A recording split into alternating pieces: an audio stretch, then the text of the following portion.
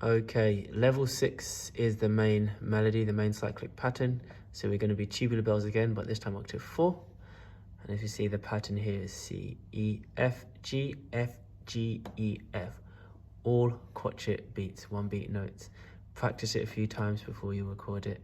If it's a bit tricky, slow the tempo down. So tubular bells, octave 4. Let's add our track. Instrument, percussion, tubular bells, octave 4, lovely. Always label. What's the hashtag?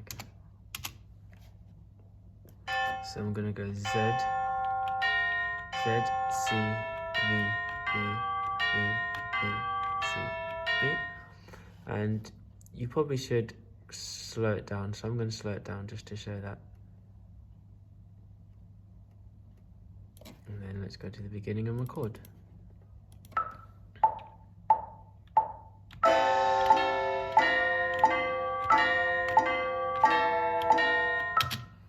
Alright, and again, when I double click, I'm going to make sure I'm not zoomed in. That's fine, I'm not zoomed in too much.